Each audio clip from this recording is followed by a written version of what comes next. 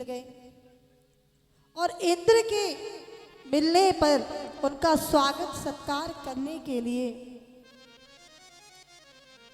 दुर्वासा ऋषि ने अपने गले की माला उतार करके इंद्र को पहना। अब इंद्र जो है कैसे हैं? अहंकारी हैं। इनको ये समझ में नहीं आया कि ये संत का प्रसाद है, संत का आशीर्वाद है, और इन्होंने वह माला अपने गले से उतार करके अपने ऐरावत हाथी को पहना दी।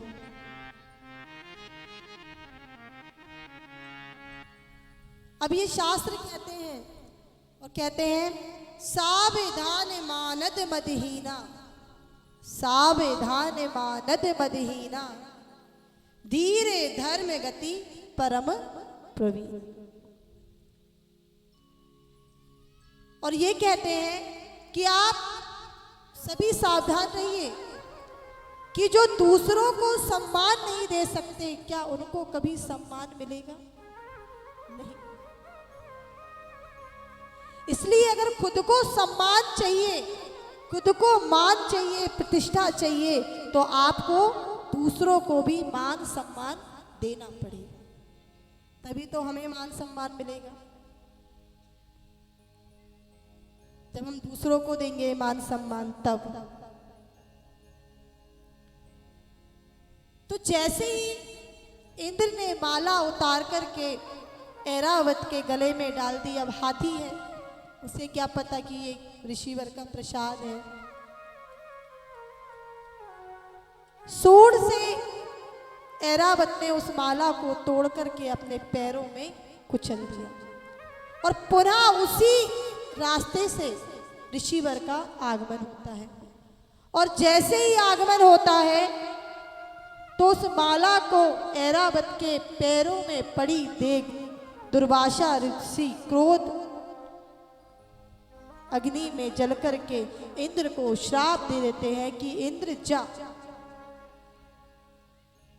जैसे 13 लोक 14 भवन का तुझे इतना घमंड है, इतना अहंकार है, ये लोग तेरे हाथ से तुरंत छिन जाए और तू शक्तिशाली हो जाए। जैसे ही श्राप दिया तो सारे देवताओं में हाहाकार मच गया और सारे के सारे देवता किसके पास पहुंचे? भगवान विष्णु के पास। क्यों? क्योंकि अगर हम श्रीहीन हो गए, 3 लोक 14 भुवन हमसे छिन गए, तो इन पर किसका वास हो जाएगा? दैत्यों का, असुरों का।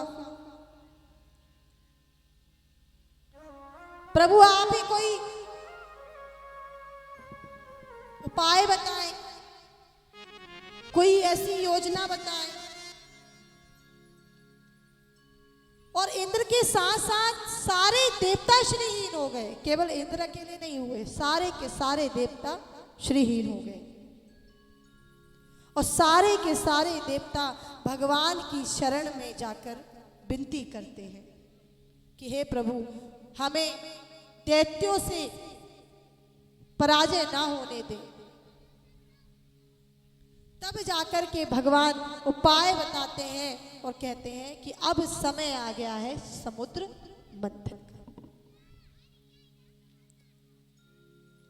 समुद्र मंथन कराया जाता है।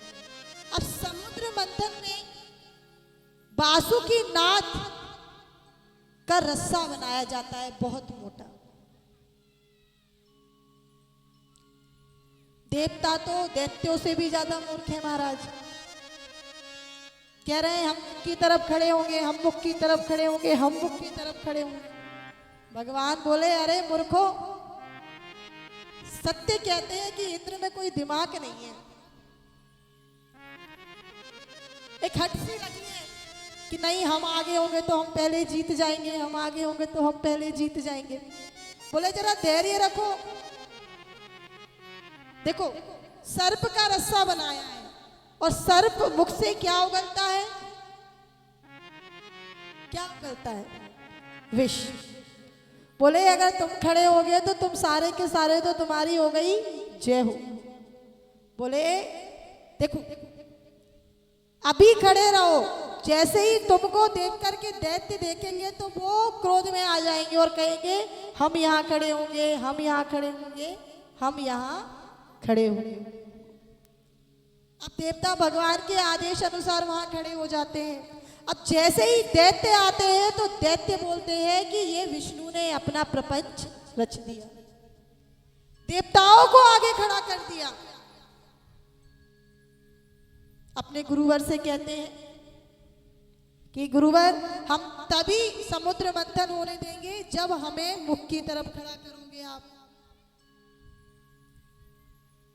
यही तो चाहते थे भगवान कि ये मुख की तरफ खड़े होने की हट कर ले।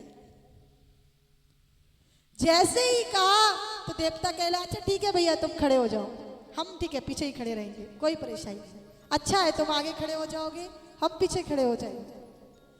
समुद्र मंथन आरंभ होता है और जैसे ही समुद्र मंथन आरंभ होता है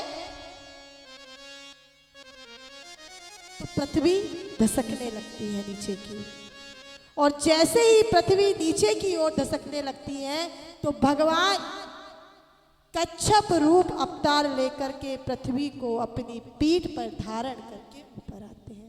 बोलिए कच्छप भगवान की जय हो। बड़ा विशाल काय कच्छप रूप भगवान धारण करके बाहर प्रकट होते हैं। मंथन चालू होता है। अब मंथन में से 14 रत्न प्राप्त होते हैं, 14 रत्न निकलते हैं, विष निकलता है। अब जैसे ही विष निकलता है तो जितने भी दैत्य थे आगे जो मुख की तरफ खड़े थे वो विष को, क्योंकि मुख की तरफ खड़े हैं और मुख से ही विष निकलेगा, तो जैसे ही विष निकलता है तो आधे से ज्यादा दैत्य तो वहीं परास्त हो जाते हैं, वहीं उनकी मृत्यु हो जाती है। कुछ बूंदें धरती पर गिरती हैं। सभी देवता उस विष को लेकर के नीलकंठ महादेव के पास पहुंचते हैं, महादेव के पास पहुंचते हैं। बोले इसको कौन समाहित करेगा, क्योंकि अगर ये धरती पे पूर्ण गिर गया तो पूरी धरती नहस हो जाएगी, सारी सृष्टि का विनाश हो जाएगा। महादेव कहते हैं मैं पीता हूं, और जैसे ही पीने को तैयार होते हैं पार्वती जी जाकर के हाथ पकड़ लेती हैं, मैया हाथ पकड़ लेती है। बोले स्वामी क्या करने जा रहे हो? बोले देवी देखो संसार वासियों की अगर रक्षा करनी है तो ये कार्य तो मुझे करना ही पड़ेगा। बोले ऐसे कैसे पी सकते हो स्वामी? भैया आप तो कहते हो कि आपके हृदय में तो मेरा वास होता है, और आप जरा सोचिए कि अगर आप इस विष को ग्रहण करेंगे तो आपके साथ साथ मैं भी गई। तब महादेव वचन देते हैं कि ये जो विष है इसे मैं कंठ से नीचे नहीं जाने दूंगा। और तब महादेव उस विष को सेवन करते हैं और पूरे नीले हो जाते हैं। तभी से भगवान का नाम पड़ेगा नीलकंठ महादेव। बोलिए नीलकंठ भगवान की। 14 रत्न निकलते हैं, 5 गौ माताएं निकलती हैं जिनको संत ले जाते हैं, हीरे निकलते हैं, जवारात निकलते हैं, और उसी समुद्र मंथन से साक्षात आदि शक्ति महालक्ष्मी प्रकट होती है, निकलती है। और कैसे निकलती है? अपने दोनों हाथों में वरमाला लिए हुए, कि मैं जैसे ही प्रकट होंगी तो मैं वरण कर लूंगी। बड़ी सुंदर है। अब देवता कैसे हैं? देवता भी वासनाओं के वशीभूत हैं, दैत्य भी, संत भगवान भी थोड़े थोड़े तो सबके मन में काम भावना होती है। सारे देवता लाइन में खड़े हैं, ब्रह्मा विष्णु महेश भी लाइन में खड़े हुए हैं। लक्ष्मी जी चलना आरंभ करती हैं तो सबसे पहले देवता इंद्र दिखाई देते हैं। इंद्र को देख करके कहती है नहीं नहीं ये मेरे कोई काम नहीं। विचार करती है कि देखो ये कैसा है, अहंकारी है, लोभी है, इससे मेरी नहीं पटेगी और आगे बढ़ जाती है। आगे बढ़ती है तो संत समाज खड़ा हुआ है। संत समाज को देख करके कहती है सुंदर है, सब कुछ अच्छा है, लेकिन क्रोधी बहुत है। जरा जरा सी बात पे क्रोध आ जाता है महाराज, इसलिए ये भी मेरे योग्य नहीं है। उसके आगे दैत्य खड़े हैं। अब दैत्यों को देखती है तो दैत्यों को देख करके कहती है ये तो मेरे किसी काम के है ही नहीं। क्यों नहीं है? बोले ना शक्ल है, ना सूरत है, ना भाव है, ना सम्मान है, कुछ भी नहीं है महाराज। उनको भी अस्वीकार कर देती है। अब आगे बढ़ती है। ब्रह्मा जी खड़े हुए हैं। ब्रह्मा जी को देख करके कहती है हाँ ठीक ठाक तो है, लेकिन समय समय पे निर्णय नहीं ले पाते ये। भाई जब समय होता है निर्णय लेने का तब ये उस समय से चूक जाते हैं। इनको निर्णय लेने का औचित्य नहीं पता है, समय नहीं पता, इसलिए कोई मतलब नहीं है। आगे बढ़ो आगे बढ़ो। अब आगे महादेव खड़े हुए हैं तो महादेव को देख करके कहती है ये तो शमशानवासी है और ये तो माता पार्वती की नहीं सुने तो मेरी क्या सुने महाराज, इसलिए ये भी मेरे कोई काम के नहीं, ये मेरे वर योग नहीं है। अब नारायण पीछे खड़े खड़े मुस्कुरा रहे हैं। क्यों मुस्कुरा रहे हैं? इसलिए मुस्कुरा रहे हैं कि सबको लगाने दो लाइन, सबको आगे होने दो। मैं हूं, चल तू हट मैं बैठूं, चल तू हट मैं बैठूं, करने दो भाई। अंत में आना तो मेरे ही पास है, कोई मतलब नहीं है हड़बड़ी करने की। तो भगवान विष्णु पीछे खड़े खड़े मुस्कुरा रहे हैं और देख रहे हैं कि संतों का हाल क्या है, देवताओं का हाल क्या है, दैत्यों का हाल क्या है। और तो और त्रिदेवों में कौन खड़े हैं? महादेव और ब्रह्मा जी। ये भी देख करके बिल्कुल मनमुग्ध हो गए हैं, इतनी सुंदर है महालक्ष्मी। महालक्ष्मी ने सबको अस्वीकार करके देखते ही देखते जाकर के माला भगवान विष्णु के गले में डाल दी और भगवान विष्णु का वरण कर लिया। बोलिए लक्ष्मी नारायण भगवान की जय। जय श्री राधे, जय जय सीता।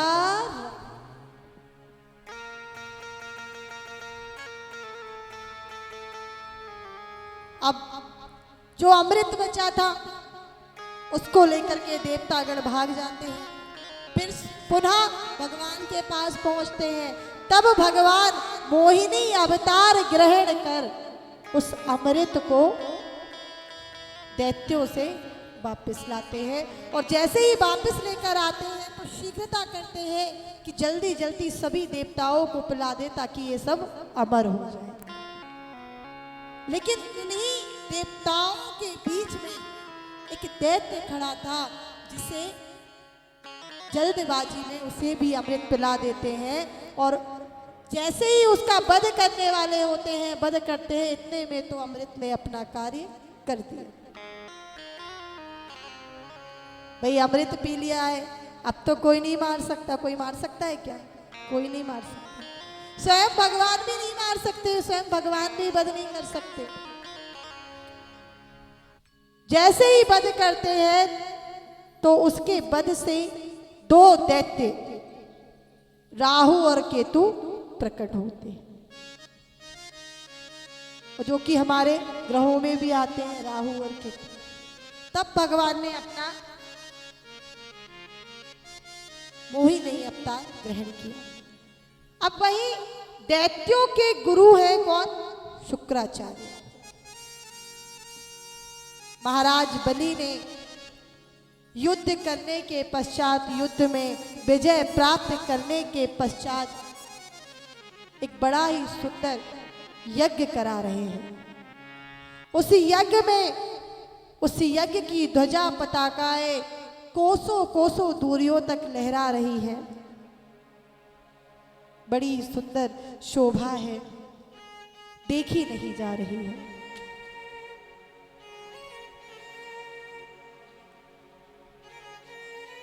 भगवान बावन का रूप धारण कर आज बलि महाराज के यज्ञ में पहुंचे हैं।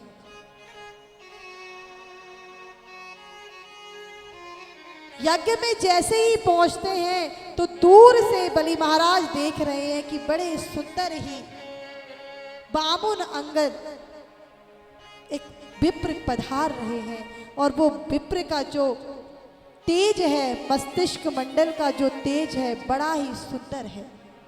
ऐसा लग रहा है जैसे साक्षात नारायण चले आ रहे हैं।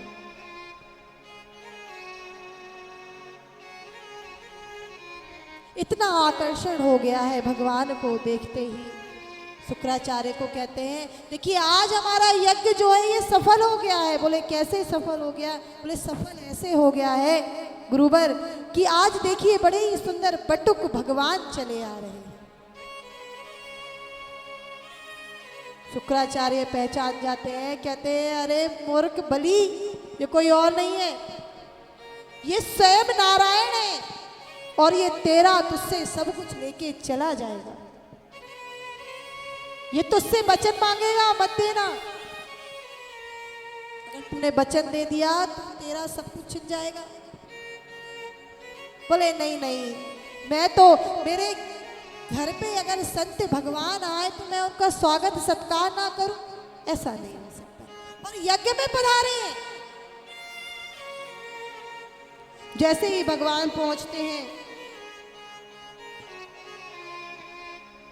भगवान को देख करके चरण पग धुलते हैं और कहते हैं भगवान अहो भाग्य कि आप मेरे यहां पधारे हैं।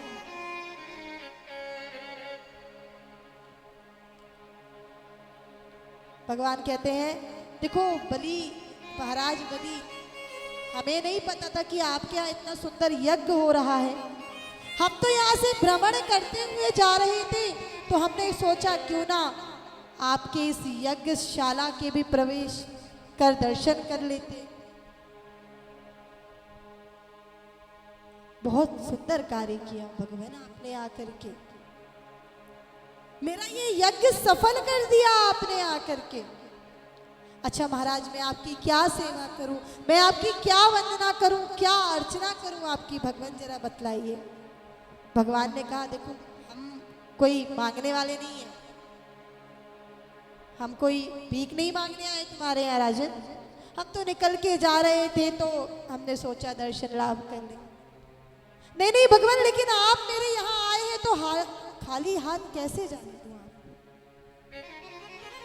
मैं इस देश का राजा हूं और मेरे राज्य से कोई संत भगवान खाली हाथ कैसे जा सकते हैं, मैं कैसे जाने दूंगा? अच्छा नहीं जाने दोगे खाली हाथ? बोले नहीं। अरे क्या करेंगे मांग करके, हमें मांग कर करना क्या है, कौन हमें विवाह करना है? तो बलि ने बोला कि देखिए भगवान मांग लिया करे, थोड़ा बहुत हो सकता है कल आपका समय, कल आपका मन अगर हो जाए विवाह करने के लिए तो आप विवाह कर ले। बोले नहीं नहीं हमारा मन नहीं होगा भाई, हम ये गृहस्थियों के चक्कर में नहीं पड़ना चाहते। कौन बीवी बच्चे पाले, और बीवी बच्चे पालो तो फिर उनकी व्यवस्थाएं भी करो भगवान, हमसे नहीं होता ये कार्य, तुम ही अच्छे हो। अच्छा देना चाहते हो तो पहले संकल्प दो, संकल्प दो तभी हम मानेंगे कि तुम हमें कुछ देना चाहते हो। अरे महाराज क्या बात कर रहे हैं आप, संकल्प अभी देता हूं संकल्प। अब जैसे ही कमंडल लेने के लिए जाते हैं तो शुक्राचार्य बार बार मना कर रहे हैं, बलि रुक जाओ, राजन रुक जाओ। देखो मैं तुम्हें समझा रहा हूं, ये साक्षात नारायण है, तुम संकल्प मत देना।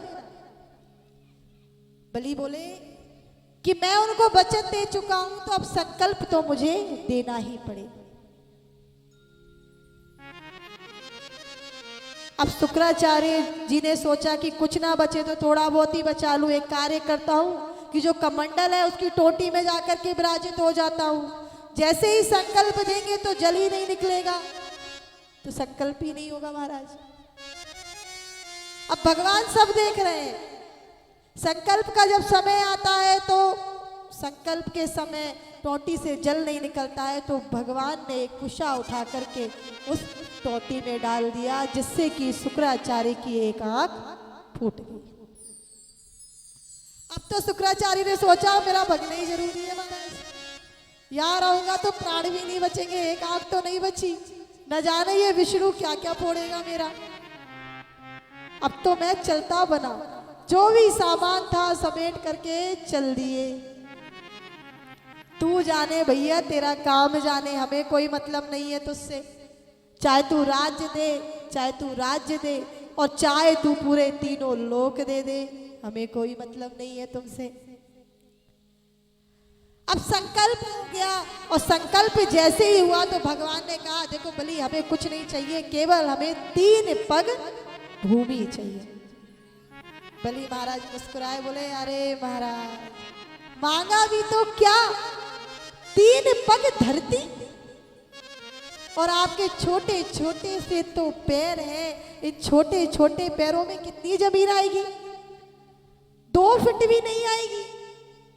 अरे महाराज मांगना था तो कोई राज्य मांगते, कोई प्रदेश मांगते तो मुझे अच्छा लगता। बोले महाराज दे तो दो, देखो वचन दे दिया तुमने, पीछे नहीं हट सकते। बोले महाराज मुझे बड़ी प्रसन्नता हो रही है कि आपने मुझसे कुछ मांगा है, और उससे ही ज्यादा मुझे दुख हो रहा है कि आपने केवल 3 पग भूमि मांगी है दान में। देखिए मैं इस प्रांत का राजा हूं, और अगर आप मुझसे कोई प्रांत मांगते, कोई जिला मांगते, कोई विभाग मांगते तो मैं आपको अवश्य, लेकिन फिर भी अगर आपकी स्वेच्छा है कि आपको 3 डग भूमि चाहिए, तो बिल्कुल मैं आपको संकल्प देता हूं कि आपको 3 डग धरती में देता हूं। जैसे ही महाराज संकल्प हुआ नहीं कि भगवान ने अपना शरीर इतना बढ़ाया कि जाकर के 20 फुट के हो गए। बोलिए वामन भगवान की जय हो। और देखते ही देखते बलि महाराज का जो मुख था वो ऊपर भी नहीं पहुंच पाया कि भगवान ये क्या हो गया। अब भगवान ने अपना पहला कदम बढ़ाया, पहले कदम में तीनों लोक नाप लिए, दूसरे कदम में पूरा 14 भुवन नाप लिए, और तीसरा पैर जैसे ही बोले महाराज अब कहाँ रखूं, देखो आपने वचन दिया है और वचन को तो पूर्ण करना पड़ेगा आपको। 3 लोक 14 भुवन भगवान ने 2 डग भूमि में नाप लिए, और तीसरे पैर को कह रहे हैं कि अब मैं कहाँ रखूं, कोई स्थान है, अब तो तुम्हारे पास कुछ नहीं बचा बलि। अब बलि निवेदन करके खड़े हुए हैं और एक प्रश्न कर रहे हैं भगवान से कि भगवान एक बात बताइए, अच्छा आप मेरे इस प्रश्न का उत्तर दे दीजिए। बोले पूछिए राजा। बोले भगवान मैं ये पूछना चाहता हूं कि संपत्ति जो है उस संपत्ति से बड़ी संपत्ति होती है या उस संपत्ति का मालिक बड़ा होता है? कौन बड़ा होता है? संपत्ति बड़ी होती है या संपत्ति का मालिक? संपत्ति का मालिक। तो बोले प्रभु तीसरा पग आप मेरे सिर पर रख दीजिए। और भगवान ने तीसरा पैर बलि महाराज के सर पर रख दिया। बोलिए बामन भगवान की जय हो। जय। चलिए सुंदर से भजन के माध्यम से श्री राधे। बलि बामन का भेष बनायो बनायो, राजा बलि को छलने बलि बामन का भेष बनायो, बलि राजा को छलने आयो। प्रभु बामन का भेष बनायो बनायो, राजा बलि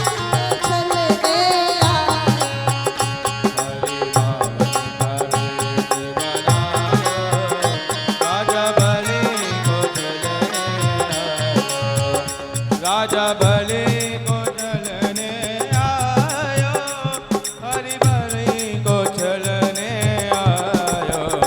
हरि वामन का भेष बनायो, राजा बलि को चलने आयो। तालियों की सेवा भाव करते हुए न जाने कौन से रूप में भगवान आपके द्वार में आ राजा जाए। बलि को चलने आयो।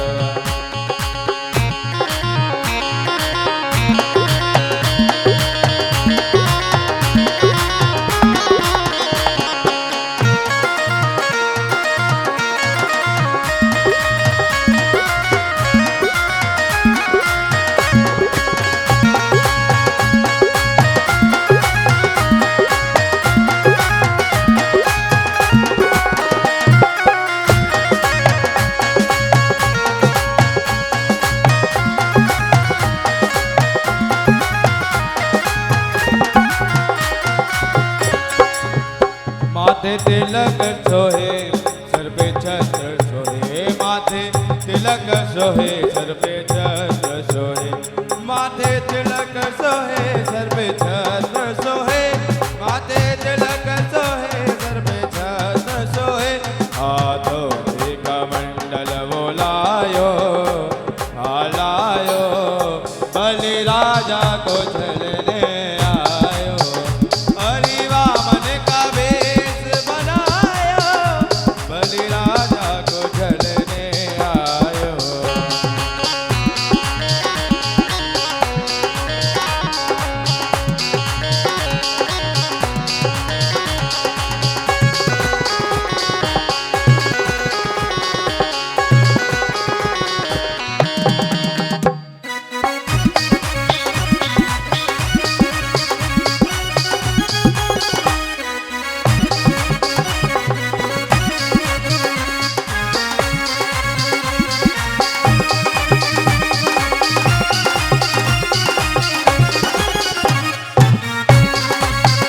तालियों की सेवा ऊंचे ऊंचे।